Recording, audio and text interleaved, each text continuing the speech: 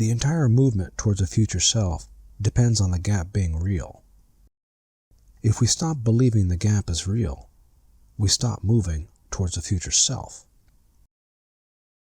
If we stop moving towards the future self, we unplug our sensation of moving in time. This allows both a different sort of time and a different sort of being to occur. So, the question we're asking in this part of our conversation goes like this. Is the gap real? Is the distinction between self and not self, the most fundamental thing we feel, actually real? Is the world actually structured this way?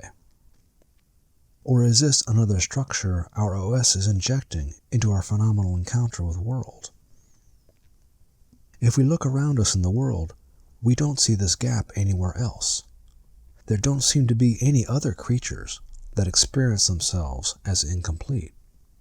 We don't know for sure what's going on inside the mind of this goat. This goat probably does not experience himself as being incomplete. He is not on his way towards a future, more complete moment of goat.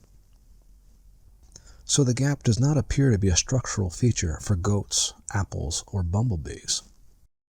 But it is a structural feature for us, it seems. We experience ourselves as self. Everything around us is not self. Banished from not self, we spend our lives trying to rejoin not self in various ways. Our completion is outside us, and thus always in front of us, and this creates our movement in time towards our future self. This is the software that you're currently running. It's a bit of a rat wheel, because if your OS defines your basic being as self that exists separately from not self, no future self that you ever arrive at can solve this problem. It's the classic problem of the rat race. Even if you win, you're still a rat. Each time in your life that you have arrived at a future self, it did not solve your exile from not self. What I'm going to propose to you is this. The gap does not exist. It's a software loop your OS is running, that you are currently complete, and whatever flavor of incomplete you are feeling will be solved by arriving at your future self. This programming has had you moving through time your whole life. And this is the real reason why you resist the idea that linear time is not real. Because if you stop believing in linear time, you can no longer move towards your future self. And that is the hardest thing to give up.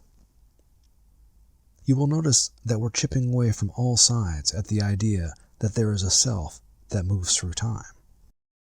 In the Solid World module, we pointed out that there is nothing in the world that is actually unchanging, so there is no spatially extended, persistent world that this supposed self is in.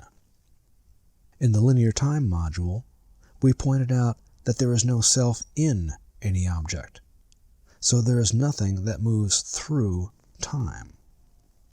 In both those earlier modules, we could have pressed the issue a little further and challenged you to actually confront the truth that, just like the iPhone, there is no you that remains unchanged from moment to moment.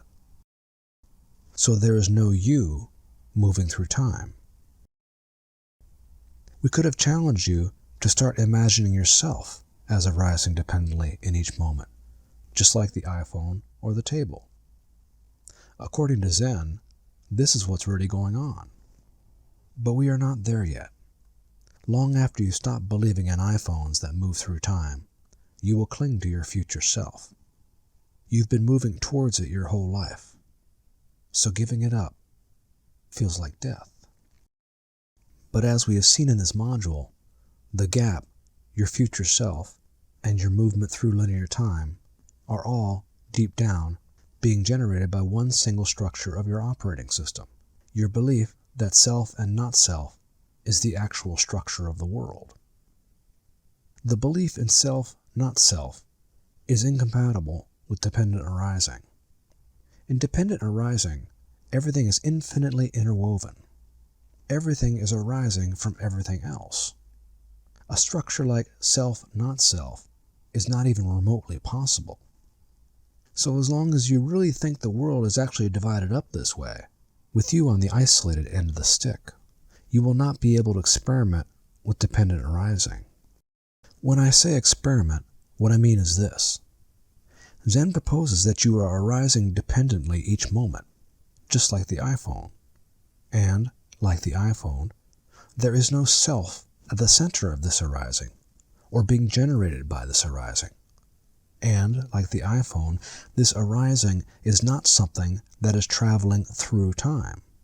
It is occurring each moment, in a fashion that is fully complete, extending through vast reaches of being and time.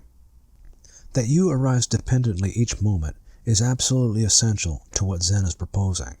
So this is why we are using so much time to unplug, one by one, all these cables that are generating this separate self that you think you are. Only you can look inside yourself and probe those tender spots where the gap has been your whole life. Only you can confront how you've been moving towards these various future selves your whole life, and why. All these beliefs you have in Cartesian space, a solid world, linear time, and self, not self, are the power cables that are feeding your current experience of being alive. You take this current psychological experience to be yourself, but it is an isolated self, a self that never finds its real place in the world or in the universe. Zen is not something that will fix this self or make it better. Zen simply challenges you to unplug all these cables, to unplug this entire psychological experience, and see what happens. Don't expect any help from society, government, your culture, your family, or your peers. Nobody wants to see you unplug these cables. Nobody wants you to release this self. It leaves them with no chess piece to move, nothing to grab onto.